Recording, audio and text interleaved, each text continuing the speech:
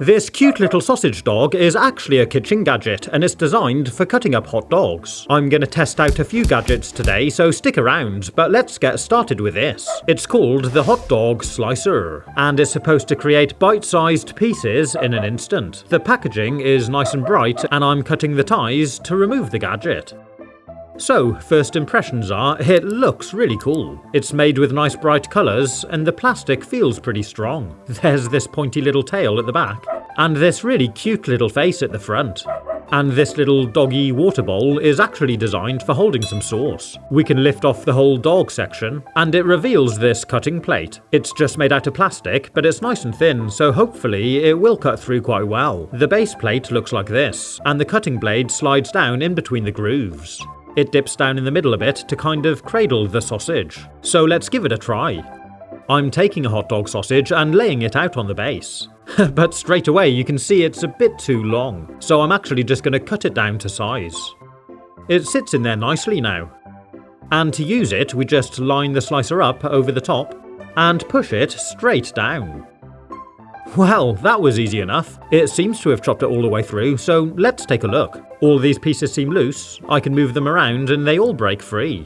And for this one, I'm just going to lift it up off the base and tip them out onto a plate. And it's worked pretty well. We've got these neatly cut pieces of hot dog. If we take a look at the base, it has left a bit of a mess in between the grooves, and on the cutting blade too. But both of these are easy enough to wash. The washing up brush gets nicely down into the channels.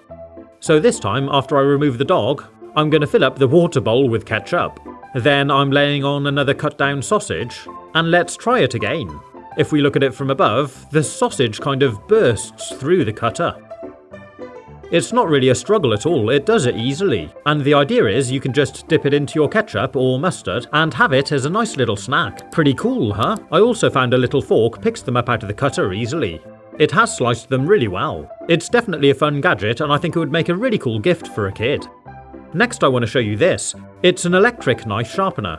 It's got these different channels for different types of sharpening.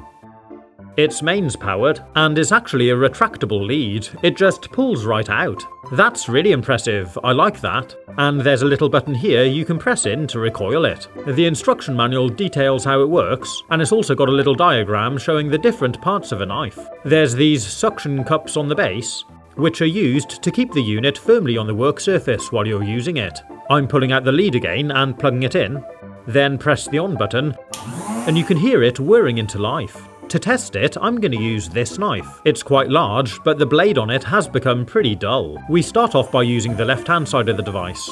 In here's the coarse grinding stone. We slowly draw the knife back through the channels, and there's a channel for each side of the knife blade. And once we've done a couple of passes on the coarse grinder, we move over to the other side. In here's the fine grinding stone. Repeat the same process, drawing the knife back slowly, working on each side of the blade. It really doesn't take long, and I think we're done. If I run my thumb over it like this, it definitely feels a lot sharper. We can see the cutting edge is nice and even and clean, and I'm going to try it out. I'm testing it out on a tomato. Before now, it was a real struggle to get a nice thin slice. Oh wow, that's so much better. Yeah, it's slicing through this like butter. It's definitely much improved. Look at these nice thin slices. I think it's done a really good job. And if I try it with a paper test, it's cutting it without any problems as I'm holding it. But what's really cool about this knife sharpener is you can also use it for scissors.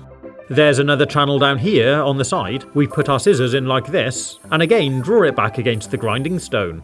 Do both blades, and after a couple of passes, your scissors are done and they should be nice and sharp again. But it's also got another feature. This little hole here is actually for screwdrivers. I found this old screwdriver which has got some damage on the tip, so I'm going to try fixing it. Put it in the hole here and you can press it alongside of the grinding wheel.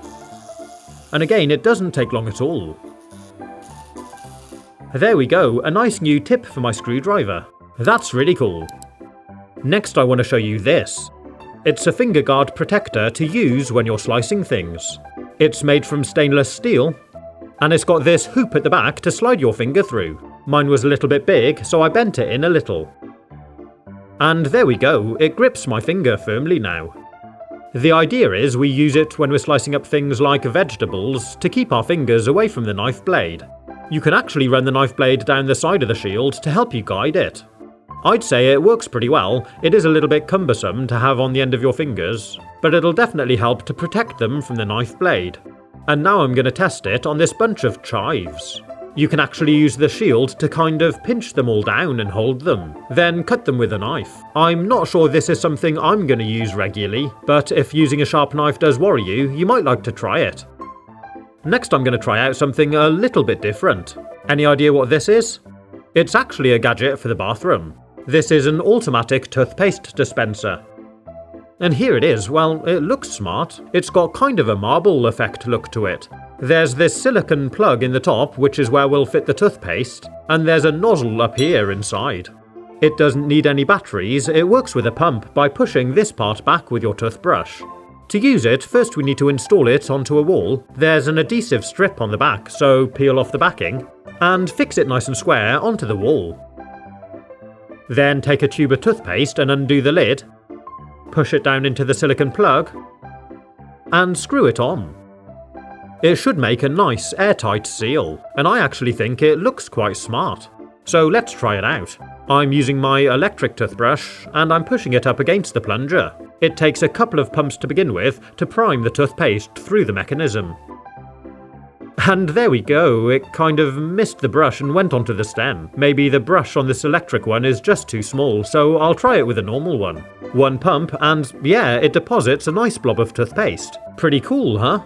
I then found if you don't push it so far in, it deposits the toothpaste more centrally on the brush. So I'm going to try it with the electric one again. And this time I found I could get it spot on. Yeah, look at that, that's really good. Next I want to show you a really cool little contraption. Mine came with this little bottle opener, but we're interested in this.